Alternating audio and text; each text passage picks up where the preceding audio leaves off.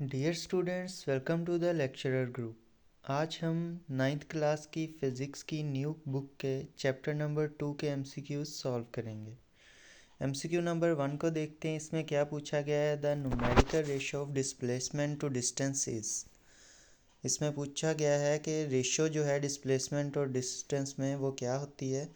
तो हमें पता है डिस्प्लेसमेंट जो है वो शॉर्टेस्ट डिस्टेंस को बोलते हैं और डिस्टेंस या पाथ को बोलते हैं, और डिस्टेंस जो है वो टोटल पाथ कहलाता है।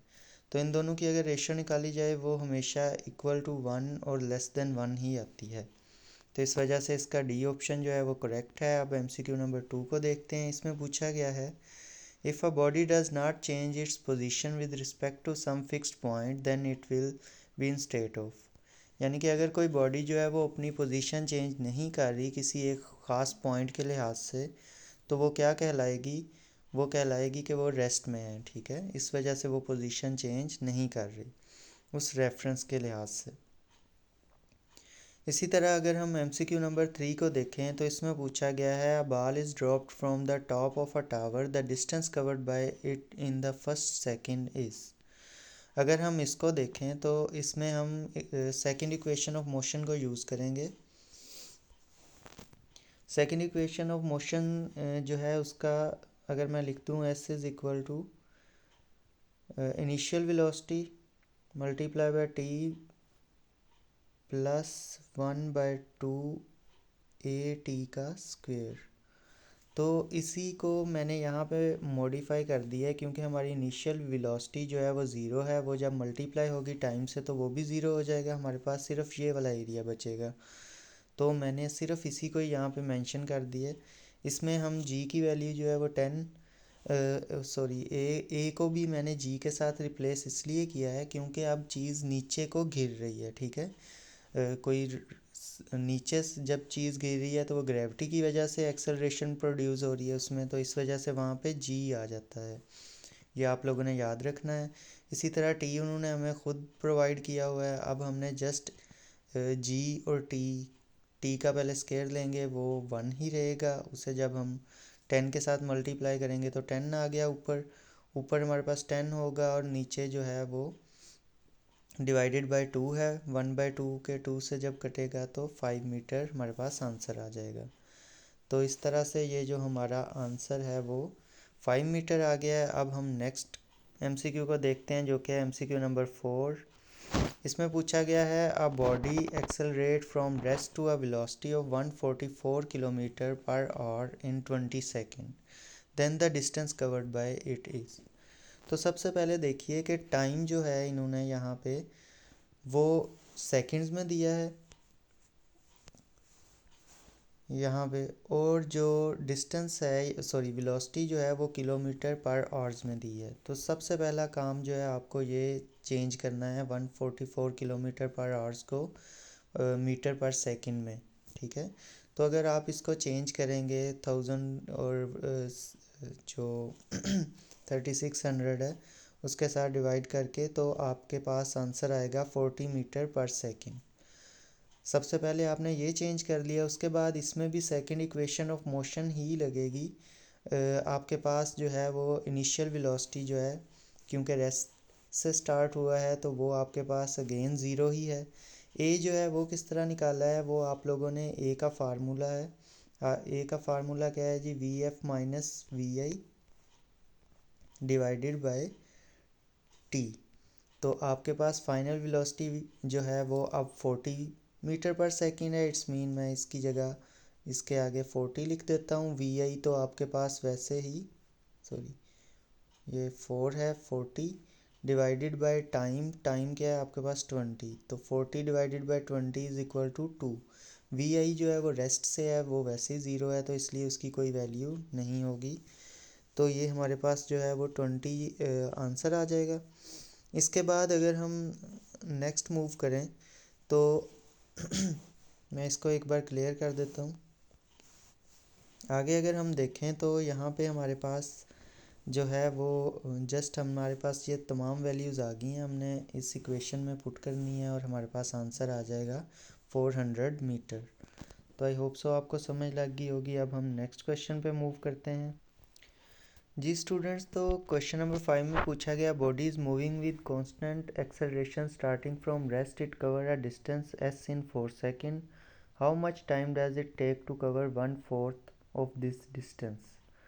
काफ़ी इंपॉर्टेंट एमसीक्यू है। टू इसका आंसर है। इसको मैं जो है नेक्स्ट अलग से स्क्रीन पे आपको एक्सप्लेन करता हूँ किस तरह से ये हमारा आंसर आया है।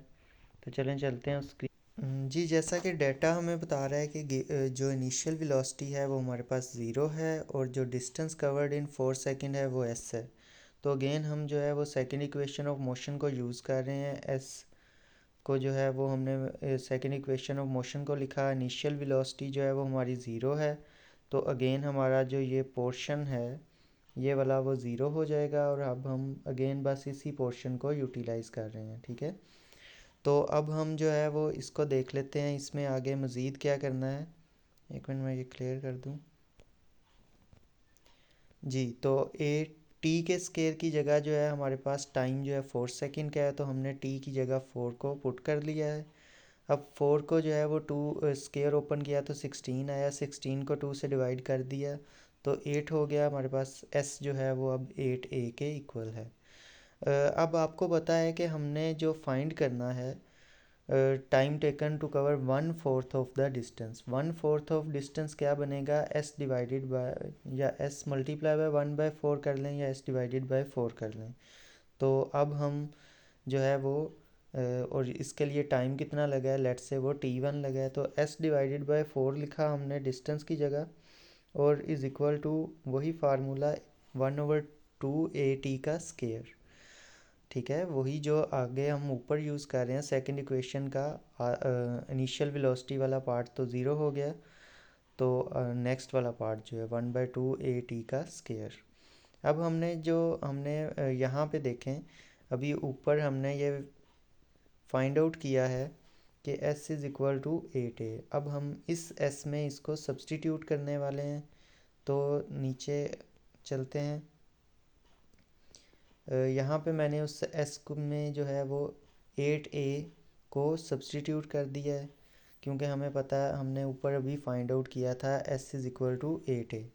अब आगे हमने ये करना है कि जब 4 से 8 डिवाइड होगा यहाँ पे तो हमारे पास 2a रह गया और इधर एज इट इज़।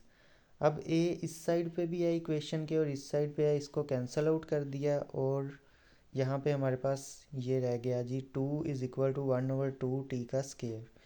ये वाला 2 जो है नीचे डिवाइड हो रहा है, इधर आके मल्टीप्लाई हुआ तो यहाँ पे 4 बन गया और 4 इज़ इक्वल टू t का स्केयर। दोनों साइड पे अब हम स्केयर रूट ले लेते हैं जी, इधर भी लिया और इधर भी लिया तो हमारे पास देखें t is equal to 2 second. तो इस तरह से ये हमारा टाइम निकलता है 2 सेकेंड का। आई होप सो आपको समझ लग गई होगी इसकी। जी, तो नेक्स्ट MCQ 2.6 है the displacement time graph of two object A and B are shown in the figure. Point out the true statement from the following.